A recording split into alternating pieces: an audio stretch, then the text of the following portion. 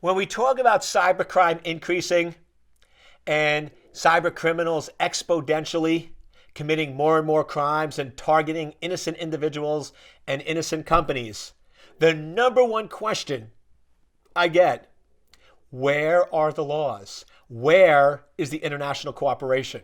And here's the fundamental problem. The world was created on physical boundaries, and each country has physical laws. So when I go on a plane to Saudi Arabia and I get off the plane and I put my foot on Saudi Arabian soil, I know that there's a whole new set of laws that I have to follow.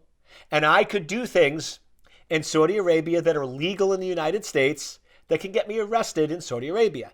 Different countries have different laws, and they're enforced by physical boundaries. But when this model was created, I don't think anybody envisioned the internet. And when we created the internet, nobody thought about physical boundaries in countries. Because guess what?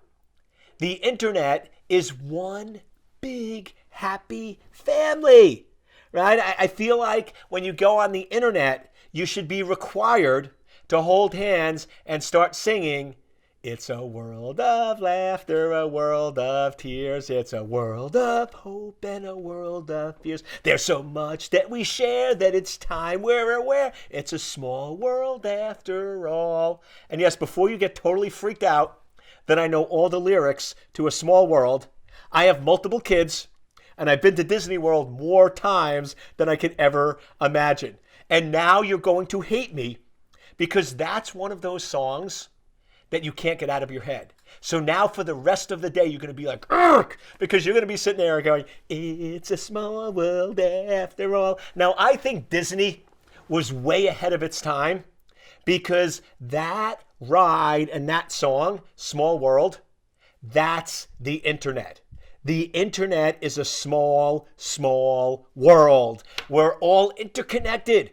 You can go anywhere in the world with no boundaries. Now, this creates a problem when it comes to cybercrime. Because guess what?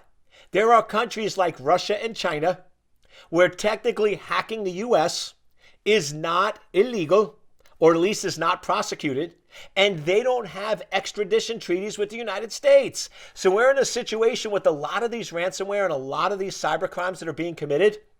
We know who they are, where they are, and there's nothing we can do about it because they're in a country that doesn't have an extradition treaty, and those countries won't prosecute that individual.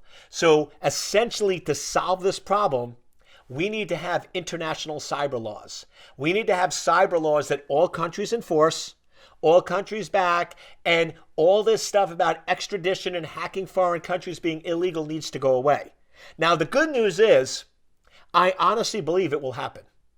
I am a big proponent of having cyber laws and cyber law enforcement and cyber protection and cyber controls. But here's the bad news.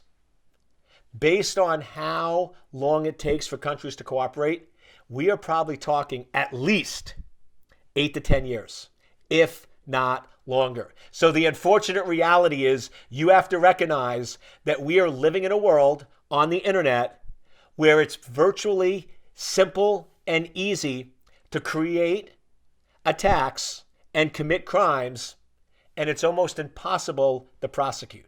So we're in a very dangerous period, which, yes, you can blame countries, you can blame law enforcement, you can blame all those things, but ultimately that's the reason why if you want to survive in cyberspace, it comes down to two fundamental principles. You are a target, and cybersecurity is your responsibility.